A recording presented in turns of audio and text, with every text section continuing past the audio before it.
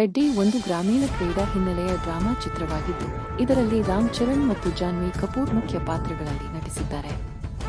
ಈ ಚಿತ್ರದ ನಿರ್ದೇಶಕರು ಬುಚ್ಚಿ ಬಾಬು ಸನಾಗ್. ಈ ಚಿತ್ರದ ಕತೆ ನಿರ್ಲಕ್ಷ್ಯಕ್ಕೊಳಗಾದ ಒಂದು ಹಳ್ಳಿಯ ಸುತ್ತ ಸಾಗುತ್ತದೆ. ಆ ಹಳ್ಳಿಯ ಜನರ ದೊಡ್ಡ ಕನಸು ಎಂದರೆ ತಮ್ಮ ಊರಿಗೆ ಗುರುತಿನೊಂದಿಗೆ ಮೂಲಭೂತ ಸೌಲಭ್ಯಗಳು, ವಿಶೇಷವಾಗಿ ಒಂದು ರೈಲು ನಿಲ್ದಾಣ ಸಿಗುವುದು. ತಮ್ಮ ಅಸ್ತಿತ್ವ ಮತ್ತು ಗೌರವಕ್ಕಾಗಿ ಹೋರಾಡುವ ಹಳ್ಳಿಯ ಜನರು ಕ್ರೀಡೆಯನ್ನೇ ತಮ್ಮ ಪ್ರಮುಖ ಆಯುಧವನ್ನಾಗಿ ಬಳಸುತ್ತಾರೆ. 1980ರ ದಶಕದ ಗ್ರಾಮೀಣ ಆಂಧ್ರ ಪ್ರದೇಶದ ಹಿನ್ನೆಲೆಯಲ್ಲಿರುವ ಈ ಕಥೆಯಲ್ಲಿ ಪೆಡ್ಡಿ ಎಂಬ ಉತ್ಸಾಹಿ ಯುವಕ ತನ್ನ ಹಳ್ಳಿಯ ಜನರನ್ನು ಕ್ರೀಡೆಗಳ ಮೂಲಕ ಒಗ್ಗೂಡಿಸುತ್ತಾನೆ.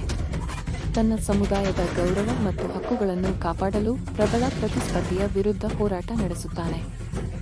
ಈ ಚಿತ್ರದಲ್ಲಿ ಕ್ರೀಡೆ, ಆಕ್ಷನ್, ಹಳ್ಳಿಯ ರಾಜಕೀಯ ಮತ್ತು ಭಾವನಾತ್ಮಕ ನಾಟಕದ ಸುಂದರ ಸಂಯೋಜನೆ ಇದೆ. ರಾಮ್ ಚರಣ್ ಅವರು ಪೆಡ್ಡಿ ಪಹಲ್ವಾನ್ ಪಾತ್ರದಲ್ಲಿ ಕಾಣಿಸಿಕೊಂಡಿದ್ದಾರೆ. ಅವರು ಕುಸ್ತಿ ಮತ್ತು ಕ್ರಿಕೆಟ್ ಎರಡರಲ್ಲೂ ಪರಿಣತಿ ಹೊಂದಿರುವ ಬಲಿಷ್ಠ ಗ್ರಾಮೀಣ ಕ್ರೀಡಾಪಟು.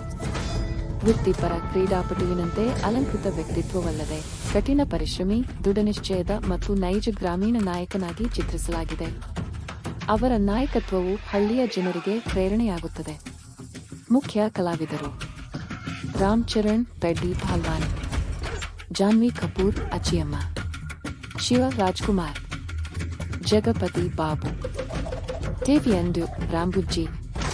ಕ್ರೀಡೆಯ ಮೂಲಕ ತನ್ನ ಹಳ್ಳಿಯ ಗೌರವ, ಗುರುತು ಮತ್ತು ಹಕ್ಕುಗಳಿಗಾಗಿ ಹೋರಾಡುವ ಒಬ್ಬ ಯುವಕನ ಪ್ರೇರಣಾದಾಯಕ ಕಥೆ. ಪೆಡ್ಡಿಗೆ ಒಂದು ಸಣ್ಣ ಹಳ್ಳಿಯನ್ನು ಕಲ್ಪಿಸಿಕೊಳ್ಳಿ. ವರ್ಷಗಳಿಂದ ಯಾರೂ ಗಮನಿಸದ ಹಳ್ಳಿ. ರೈಲು ನಿಲ್ದಾಣ ಇಲ್ಲ, ಗುರುತು ಇಲ್ಲ, ಅಭಿವೃದ್ಧಿ ಇಲ್ಲ. ಆ ಹಳ್ಳಿಯ ಒಬ್ಬ ಯುವಕ ಇಡೀ ವ್ಯವಸ್ಥೆಯ ವಿರುದ್ಧ ಹೋರಾಡಲು ನಿರ್ಧರಿಸುತ್ತಾನೆ. ರಾಜಕೀಯದಿಂದ ಅಲ್ಲ, ಹಣದಿಂದ ಅಲ್ಲ, ಆಟದ ಮೂಲಕ. ಇದು ರಾಮ್ ಚರಣ್ ಅಭಿನಯದ ಪೆಡ್ಡಿ ಚಿತ್ರದ ಕತೆ. ಇಂದು ನಾವು ಈ ಸಿನಿಮಾದ ಸಂಪೂರ್ಣ ಕತೆ, ಪ್ರಮುಖ ಟ್ವಿಸ್ಟ್ಗಳು ಮತ್ತು ಕ್ಲೈಮ್ಯಾಕ್ಸ್ ಅನ್ನು ಸರಳ ಕನ್ನಡದಲ್ಲಿ ತಿಳಿದುಕೊಳ್ಳೋಣ. ಹಾಗಾದರೆ ವಿಡಿಯೋವನ್ನು ಕೊನೆಯವರೆಗೂ ನೋಡಿ. ಕತೆ ಒಂದು ದೂರದ ಹಳ್ಳಿಯಲ್ಲಿ ಆರಂಭವಾಗುತ್ತದೆ. ಆ ಹಳ್ಳಿ ಹಲವು ವರ್ಷಗಳಿಂದ ಸರ್ಕಾರದ ನಿರ್ಲಕ್ಷ್ಯಕ್ಕೆ ಒಳಗಾಗಿದೆ. ಮೂಲಭೂತ ಸೌಲಭ್ಯಗಳು ಇಲ್ಲ. ಹಳ್ಳಿಯ ಜನರ ದೊಡ್ಡ ಕನಸು ಏನು ಗೊತ್ತಾ? ತಮ್ಮ ಹಳ್ಳಿಗೆ ಒಂದು ರೈಲು ನಿಲ್ದಾಣ ಬರಬೇಕು. ಅಷ್ಟೇ. ಇಲ್ಲಿಯೇ ನಮ್ಮ ನಾಯಕ ಪೆಡ್ಡಿ ಪರಿಚಯವಾಗುತ್ತಾನೆ. ಪೆಡ್ಡಿ ಧೈರ್ಯಶಾಲಿ, ಪ್ರಾಮಾಣಿಕ ಮತ್ತು ಸಹಾಯ ಮಾಡುವ ಗುಣ ಹೊಂದಿರುವ ಯುವಕ. ಹಳ್ಳಿಯಲ್ಲಿ ಯಾರಿಗಾದರೂ ಸಮಸ್ಯೆ ಬಂದರೆ ಮೊದಲಿಗೆ ಸಹಾಯಕ್ಕೆ ಓಡುವವನು ಪೆಡ್ಡಿ. ಎಲ್ಲರೂ ಅವನನ್ನು ತುಂಬಾ ಗೌರವಿಸುತ್ತಾರೆ. ಆದರೆ ಪೆಡ್ಡಿಗೆ ರಾಜಕೀಯದಲ್ಲಿ ಆಸಕ್ತಿ ಇಲ್ಲ. ಅವನು ನಂಬುವುದು ಒಂದೇ ಮಾತು. ಮಾತಿಗಿಂತ ಕೆಲಸ ದೊಡ್ಡದು. ಒಂದು ದಿನ ಪೆಡ್ಡಿಯ ಜೀವನಕ್ಕೆ ಅಚ್ಚಿಯಮ್ಮ ಬರುತ್ತಾಳೆ. ಮೊದಲ ಭೇಟಿಯಲ್ಲೇ ಇಬ್ಬರ ನಡುವೆ ಜಗಳ ಶುರುವಾಗುತ್ತದೆ. ಅಚ್ಚಿಯಮ್ಮ ಕೂಡ ತುಂಬಾ ಧೈರ್ಯಶಾಲಿ, ಯಾರಿಗೂ ಹೆದರುವುದಿಲ್ಲ, ವಿಶೇಷವಾಗಿ ಪೆಡ್ಡಿಗೆ. ಆದರೆ ದಿನಗಳು ಕಳೆಯುತ್ತಾ ಇಬ್ಬರ ನಡುವೆ ಸ್ನೇಹ ಬೆಳೆದು ಬರುತ್ತದೆ. ಸ್ನೇಹ ಪ್ರೀತಿಯಾಗಿ ಬದಲಾಗುತ್ತದೆ. ಚಿತ್ರದಲ್ಲಿ ಇವರಿಬ್ಬರ ನಡುವಿನ ರೊಮ್ಯಾಂಟಿಕ್ ಹಾಗೂ ಭಾವನಾತ್ಮಕ ದೃಶ್ಯಗಳು ಕತೆಗೆ ಮತ್ತಷ್ಟು ಬಲ ನೀಡುತ್ತವೆ. ಅಚ್ಚಿಯಮ್ಮ ಪೆಡ್ಡಿಯ ಜೀವನದ ಪ್ರಮುಖ ವ್ಯಕ್ತಿಯಾಗುತ್ತಾಳೆ. ಪ್ರತಿ ಕಷ್ಟದಲ್ಲೂ ಅವಳು ಅವನ ಬೆನ್ನಿಗೆ ನಿಂತಿರುತ್ತಾಳೆ. ಹಳ್ಳಿಯ ಜನರು ಮತ್ತೆ ಸರ್ಕಾರದ ಅಧಿಕಾರಿಗಳನ್ನು ಭೇಟಿ ಮಾಡುತ್ತಾರೆ. ತಮ್ಮ ಹಳ್ಳಿಗೆ ರೈಲು ನಿಲ್ದಾಣ ನೀಡುವಂತೆ ಮನವಿ ಮಾಡುತ್ತಾರೆ. ಆದರೆ ಮತ್ತೊಮ್ಮೆ ನಿರಾಸೆ ಎದುರಾಗುತ್ತದೆ. ಯಾರೂ ಅವರ ಮಾತನ್ನು ಕೇಳುವುದಿಲ್ಲ. ಈ ಅವಮಾನ ಪೆಡ್ಡಿಗೆ ತುಂಬಾ ನೋವು ಕೊಡುತ್ತದೆ. ಆಗ ಅವನಿಗೆ ಒಂದು ಹೊಸ ಆಲೋಚನೆ ಬರುತ್ತದೆ.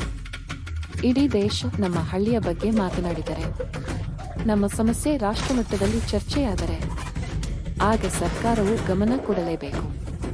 ಇಲ್ಲಿಂದ ಪೆಡ್ಡಿಯ ನಿಜವಾದ ಹೋರಾಟ ಆರಂಭವಾಗುತ್ತದೆ. ಪೆಡ್ಡಿ ಸಾಮಾನ್ಯ ಯುವಕನಲ್ಲ. ಅವನಲ್ಲಿ ಅದ್ಭುತ ಕ್ರೀಡಾ ಪ್ರತಿಭೆ ಇದೆ. ಅವನು ಸ್ಥಳೀಯ ಸ್ಪರ್ಧೆಗಳಲ್ಲಿ ಭಾಗವಹಿಸಿ ಗೆಲ್ಲಲು ಆರಂಭಿಸುತ್ತಾನೆ. ಒಂದು ಜಯ, ಮತ್ತೊಂದು ಜಯ. ಹೀಗೆ ಅವನ ಹೆಸರು ಸುತ್ತಮುತ್ತಲಿನ ಪ್ರದೇಶಗಳಲ್ಲಿ ಪ್ರಸಿದ್ಧಿಯಾಗುತ್ತದೆ. ಅವನ ಯಶಸ್ಸು ನೋಡಿ ಹಳ್ಳಿಯ ಯುವಕರು ಕೂಡ ಪ್ರೇರಿತರಾಗುತ್ತಾರೆ. ಎಲ್ಲರೂ ಸೇರಿ ಅಭ್ಯಾಸ ಮಾಡಲು ಆರಂಭಿಸುತ್ತಾರೆ.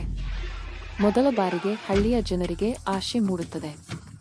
ನಮ್ಮ ಕನಸು ನಿಜವಾಗಬಹುದು ಎಂದು. ಆದರೆ ಯಶಸ್ಸು ಬಂದಾಗ ಶತ್ರುಗಳು ಬರುತ್ತಾರೆ. ಪೆಡ್ಡಿಯ ಜನಪ್ರಿಯತೆ ಹೆಚ್ಚಾಗುತ್ತಿದ್ದಂತೆ ಕೆಲವು ಪ್ರಭಾವಿ ವ್ಯಕ್ತಿಗಳಿಗೆ ಅದು ಇಷ್ಟವಾಗುವುದಿಲ್ಲ. ಕೆಲವರು ರಾಜಕೀಯ ನಾಯಕರು, ಇನ್ನು ಕೆಲವರು ಅಧಿಕಾರಿಗಳು ಪೆಡ್ಡಿಯ ಬೆಳವಣಿಗೆಯನ್ನು ತಡೆಯಲು ಪ್ರಯತ್ನಿಸುತ್ತಾರೆ. ಅವನನ್ನು ಬೆದರಿಸುತ್ತಾರೆ. ಅವನ ವಿರುದ್ಧ ಕುತಂತ್ರಗಳನ್ನು ರೂಪಿಸುತ್ತಾರೆ. ಆದರೆ ಪೆಡ್ಡಿ ಹಿಂದೆ ಸರಿಯುವುದಿಲ್ಲ. ಪ್ರತಿ ಸವಾಲನ್ನು ಎದುರಿಸಿ ಮುಂದೆ ಸಾಗುತ್ತಾನೆ. ಎಲ್ಲವೂ ಚೆನ್ನಾಗಿ ನಡೆಯುತ್ತಿರುವಾಗ ಒಂದು ದೊಡ್ಡ ಘಟನೆ ನಡೆಯುತ್ತದೆ. ಪೆಡ್ಡಿಗೆ ಗಂಭೀರ ಗಾಯವಾಗುತ್ತದೆ. ಆ ಗಾಯ ಅವನ ಕ್ರೀಡಾ ಬದುಕನ್ನೇ ಮುಗಿಸಿಬಿಡುವಷ್ಟು ಭಯಾನಕವಾಗಿರುತ್ತದೆ. ವೈದ್ಯರು ಕೂಡ ಅನುಮಾನ ವ್ಯಕ್ತಪಡಿಸುತ್ತಾರೆ. ಹಳ್ಳಿಯ ಜನರು ನಿರಾಶರಾಗುತ್ತಾರೆ. ಶತ್ರುಗಳು ಸಂತೋಷಪಡುತ್ತಾರೆ. ಮೊದಲ ಬಾರಿಗೆ ಪೆಡ್ಡಿ ಕೂಡ ತನ್ನ ಕನಸು ಮುರಿದು ಹೋಗಬಹುದು ಎಂದು ಯೋಚಿಸುತ್ತಾನೆ. ಇದು ಅವನ ಜೀವನದ ಅತ್ಯಂತ ಕಠಿಣ ಹಂತ. ಆದರೆ ನಿಜವಾದ ಹೀರೋ ಎಂದಿಗೂ ಸೋಲನ್ನು ಒಪ್ಪಿಕೊಳ್ಳುವುದಿಲ್ಲ. ಪೆಡ್ಡಿ ಮತ್ತೆ ಎದ್ದು ನಿಲ್ಲಲು ನಿರ್ಧರಿಸುತ್ತಾನೆ. ತೀವ್ರ ನೋವಿನ ನಡುವೆಯೂ ಅಭ್ಯಾಸ ಮುಂದುವರಿಸುತ್ತಾನೆ. ಪ್ರತಿದಿನ ಕಷ್ಟಪಡುತ್ತಾನೆ. ಅವನಿಗೆ ಈಗ ಒಂದು ವಿಷಯ ಮಾತ್ರ ಮುಖ್ಯ, ತನ್ನ ಹಳ್ಳಿಯ ಭವಿಷ್ಯ. ಆ ಆಲೋಚನೆ ಅವನಿಗೆ ಹೊಸ ಶಕ್ತಿಯನ್ನು ನೀಡುತ್ತದೆ.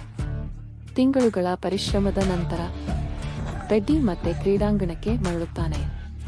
ಹಳ್ಳಿಯ ಜನರು ಅವನನ್ನು ಹೀರೋನಂತೆ ಸ್ವಾಗತಿಸುತ್ತಾರೆ. ಇದೀಗ ಕಥೆ ತನ್ನ ಕ್ಲೈಮ್ಯಾಕ್ಸ್ ಹಂತಕ್ಕೆ ತಲುಪುತ್ತದೆ. ದೇಶದ ಗಮನ ಸೆಳೆದಿರುವ ದೊಡ್ಡ ಸ್ಪರ್ಧೆ. ಇಲ್ಲಿ ಗೆದ್ದರೆ ಹಳ್ಳಿಗೆ ರಾಷ್ಟ್ರೀಯ ಮಟ್ಟದ ಗುರುತು ಸಿಗುತ್ತದೆ.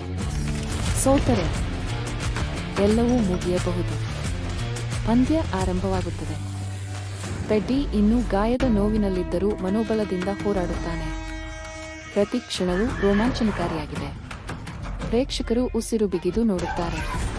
ಕೊನೆಗೆ ಅನೇಕ ಹೋರಾಟಗಳ ನಂತರ ಪೆಡ್ಡಿ ಜಯ ಸಾಧಿಸುತ್ತಾನೆ. ಇಡೀ ಮೈದಾನ ಸಂಭ್ರಮದಿಂದ ಕೂಗುತ್ತದೆ.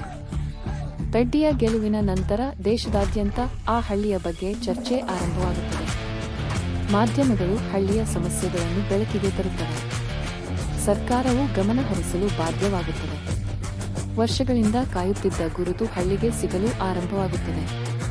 ರೈಲು ನಿಲ್ದಾಣದ ಕನಸು ಕೂಡ ನನಸಾಗುವ ಹಾದಿಯಲ್ಲಿ ಸಾಗುತ್ತದೆ. ಆದರೆ ಚಿತ್ರದ ನಿಜವಾದ ಸಂದೇಶ ಇದಕ್ಕಿಂತ ದೊಡ್ಡದು. ಇದು ಕೇವಲ ಒಬ್ಬ ಆಟಗಾರನ ಗೆಲುವಿನ ಕಥೆಯಲ್ಲ.